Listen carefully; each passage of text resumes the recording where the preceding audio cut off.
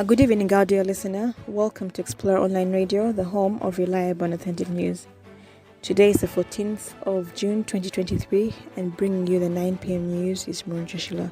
First, the headlines. President Museveni to present the national budget to Parliament tomorrow. Inspectorate of Government arrests OPM staff over loss of billions. Kabaka appreciates government and UNESCO for Kasubi tomb restoration. European Union convoy hails Uganda's role in promoting peace in the region. And Al-Shabaab militants kill 12 people in Kenya. Here is the news in details. His Excellency President Museveni will tomorrow, Thursday, 15th June 2023, present to Parliament the national budget for financial year 2023-2024 at Kololo Ceremonial Grounds at 2 p.m. according to Parliament in fulfillment of Article 155 of the Constitution. The budget reading process offers the country and citizens an opportunity to know government's priorities for the next financial year. This year's theme is full monetization of Uganda's economy through commercial agriculture, industrialization, expanding and broadening services, digital transformation and market access.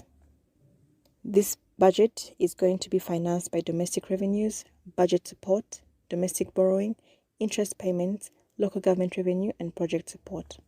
The Inspector General of Government, Betty Kamya, today arrested 6 senior officials from Office of the Prime Minister over theft of 5 billion Ugandan shillings and abuse of office.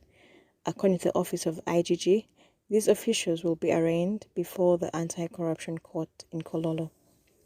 They are charged with 12 counts, including abuse of office, embezzlement of public funds, and causing financial loss of more than 5 billion shillings to government.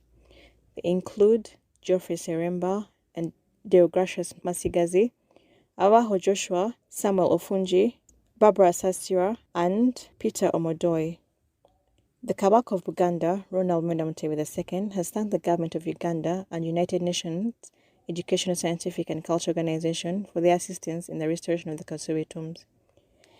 The king made the remarks during a meeting on June 13, 2023 at the Bulange Palace in Mengo.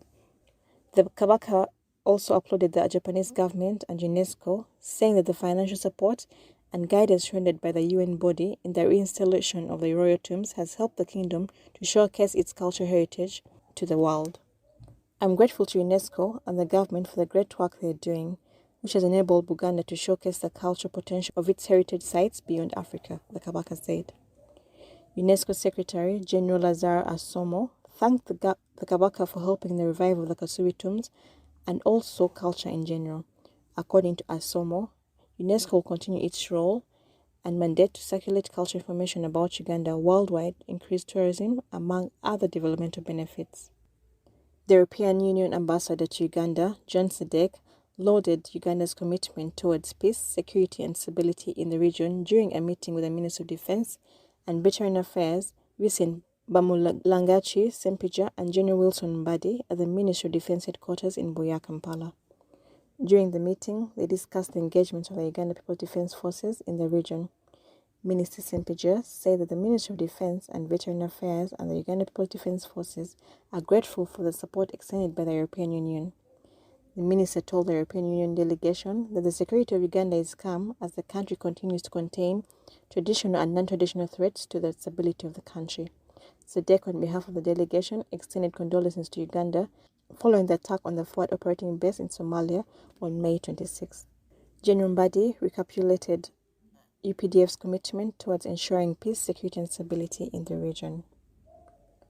The Minister of State for Elderly Affairs in the Ministry of Gender, Labour and Social Development, Honorable Dominic Mafabi, has revealed that the government has set aside 5 billion shillings to support income-generating projects for elderly persons aged 60 to 79. He made the remarks during a press conference at the Uganda Media Center in Kampala on Wednesday in preparation for the World Elder Abuse Awareness Day, as a platform to highlight abuses and suffering inflicted on older persons to be celebrated on 16th June 2023.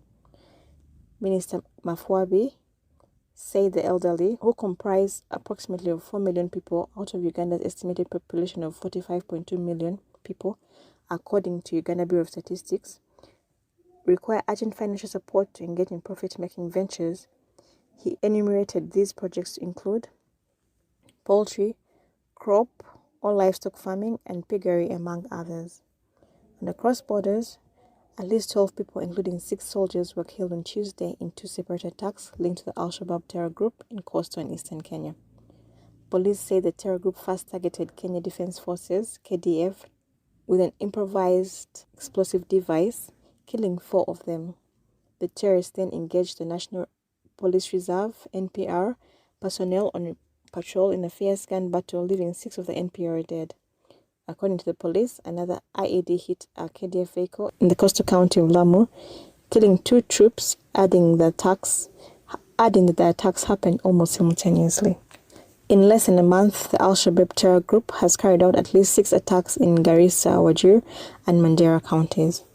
And in our last story, former United States President Donald Trump has rejected the federal charges he faces over his handling of classified documents hours after pleading not guilty at an arraignment in Miami, Florida.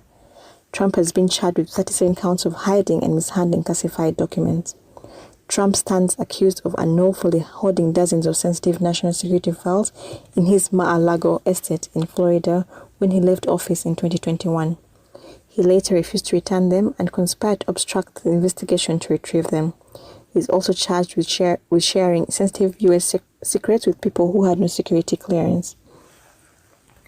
Today, we witness the most evil and heinous abuse of power in the history of our country, Trump said at a speech on Tuesday evening from his golf club at Bedminster, New Jersey, rejecting the case and calling for it to be dropped. This brings us to the end of the 9 p.m. news. Thank you for listening again to Explore Online Radio. Have a blessed evening.